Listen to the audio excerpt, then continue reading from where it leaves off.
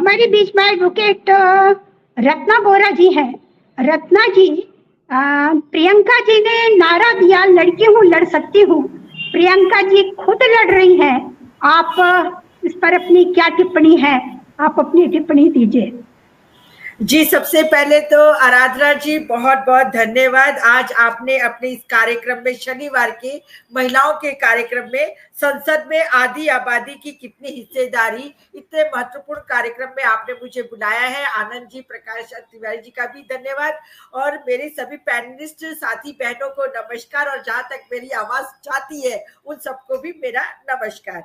अब यहाँ पर जो प्रियंका जी ने नारा दिया उत्तर प्रदेश में जब दिया था, और अब खुद वायनाड से वो इलेक्शन लड़ रही है, तो ये एक बहुत ही अच्छी बात है। और इस तरीके जिस तरीके से उन्होंने पिछले 18वीं लोकसभा में चुनाव में प्रचार में जो अपना दम खम जोश दिखाया, उसको देखते हुए उन्होंने महिलाओं के अंदर एक नई ऊर्जा का संचार किया है, और वो उनको देख के उनके अंदर एक इंदिरा गांधी जी की छवि दिखाई देती है। और जिस तरीके से अपने भाई के साथ कंधे से कंधा मिला के वो जुड़ी, और साथ ही पूरी कांग्रेस पार्टी और उसके राष्ट्रीय अध्यक्ष माननीय श्री मल्लिकार्जुन खड़गे जी के साथ उन्होंने जितनी सब मीटिंगें करी, उसको देख के पूरे देश के अंदर एक महिलाओं के अंदर जागृति आई है।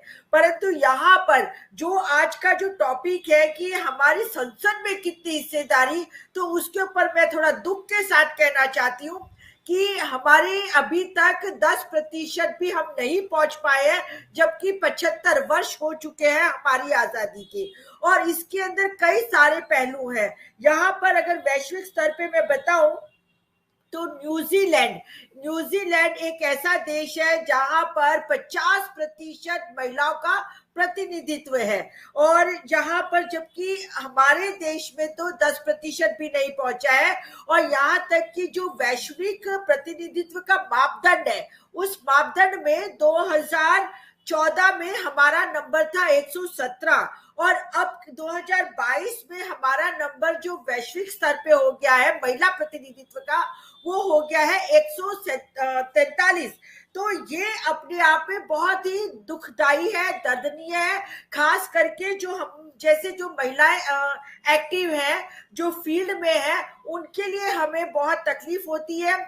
और ये ऐसा क्यों है, अब मैं इसके पीछे आना चाहती हूँ। इसमें कई सारे फैक्टर्स जुड़े हुए हैं। पहले तो महिलाओं को दोयम दर्जे का नागरिक समझा जाता है, और उसके लिए मैं तो स्पष्ट तौर से कहूंगी कि हमारे कुछ धार्मिक ग्रंथ है, वो धार्मिक ग्रंथ ही महिलाओं को हमेशा सेकंड कैटेगरी में रखते हैं। फिर चाहे आप देखिए तुलसीदास जी का, आपने रामायण मालूम ही है कि ढोल पशु शूद्र नारी सकल तारण के अधिकारी।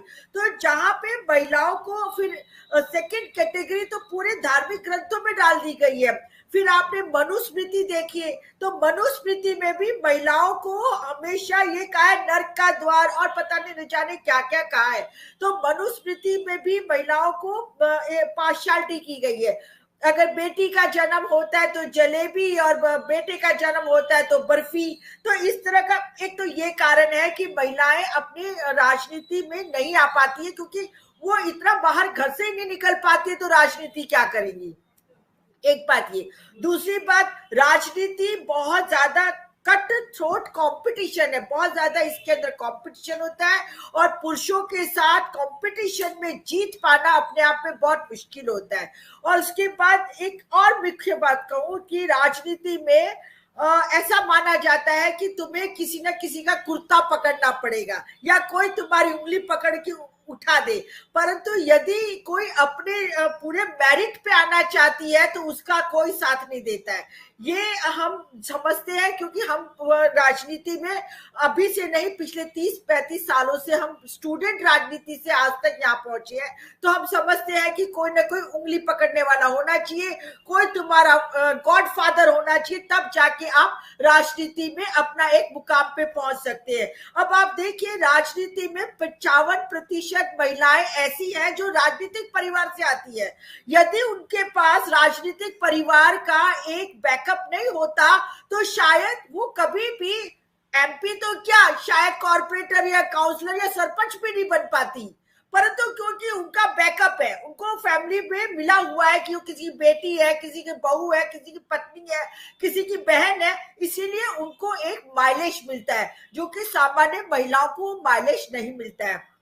फिर दूसरी तरफ हम ये कहेंगे कि महिलाओं के पास अपने संसाधन भी नहीं होते हैं और बहुत कम लिमिटेड संसाधनों में ये नहीं देखते हैं कि महिला कितनी गुणकारी है, कितना मेरिट है, कितना वो पब्लिक के अंदर जुड़ी हुई है।